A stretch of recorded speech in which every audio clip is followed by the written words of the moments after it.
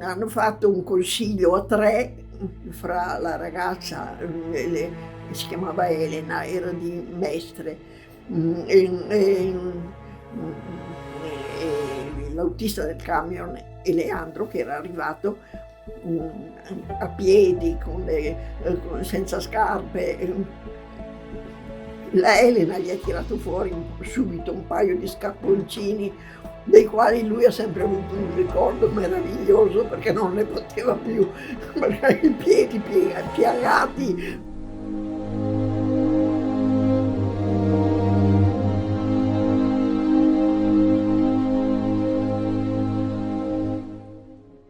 E ha deciso: "Beh, che cosa facciamo? Non andiamo in su? Niente, torniamo indietro e cerchiamo di andare a casa. Tanto, non c'è più niente, non abbiamo più un comando al quale, presentarci, non abbiamo più niente, cosa facciamo? Cerchiamo di tornare a valle, di tornare alle nostre case." E così hanno fatto. Arrivando fino alla Mediaval, Valcamogne, dalle parti di Capodiponte, nelle vicinanze, nell'aperta campagna, c'era una casa contadina, con delle piante lì. Hanno potuto uscire dalla strada e nascondere il camion fra le piante.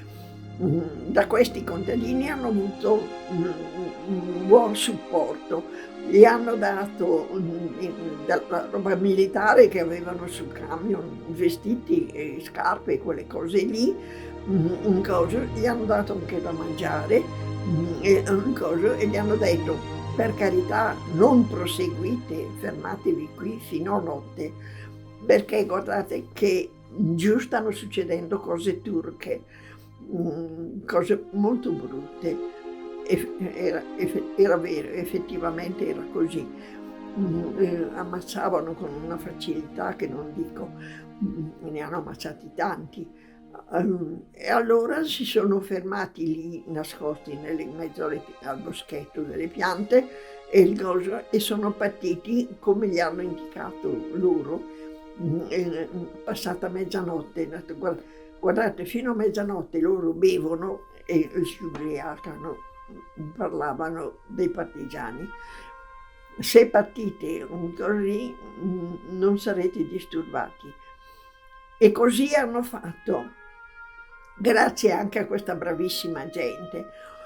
Son partiti, insomma, dopo mezzanotte, e hanno sceso la valle, per la verità senza incontrare disturbi. Hanno infilato la strada Sebina, quella di una volta, quella a riva di lago, e sono venuti avanti e sono arrivati all'altezza di quella che adesso è la 515, allora era normale strada della valle. Leandro è sceso perché i suoi erano sfollati a Lussago, i suoi genitori, e lui attraverso i campi è riuscito ad arrivare alla casa. Il camion ha proseguito, è riuscito a infilare le strade. Avevano tolto la targa naturalmente per renderlo irriconoscibile come mezzo militare, molto bravo l'autista ha guidato fino a Mestre e ha portato la Elena a casa sua praticamente. Dopo ha preso le strade dell'Adriatica praticamente, era di Roma, è arrivato, perché c'è da dire una cosa, che passata la linea gotica non c'erano più partigiani,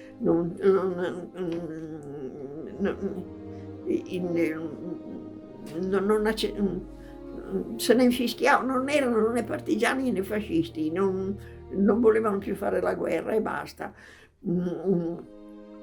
È riuscito ad arrivare a Roma, cose che si sono sapute dopo, ha venduto il camion, allora era facile vendere la roba militare, e con quei soldi lì ha raggiunto la sua famiglia ed è tornato civile e a lui è andata anche bene. Sappiamo anche che anche la Elena è riuscita a passarla quasi liscia, quasi, perché alcuni parenti l'hanno nascosta, non so in che campagna, finché passava il grosso dell'onda pericolosa.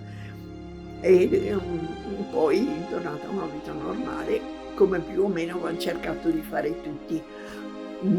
De Mori si è nascosto, diciamo, dai suoi genitori, però era stato segnalato e erano andati i partigiani a cercare di rastrellarlo.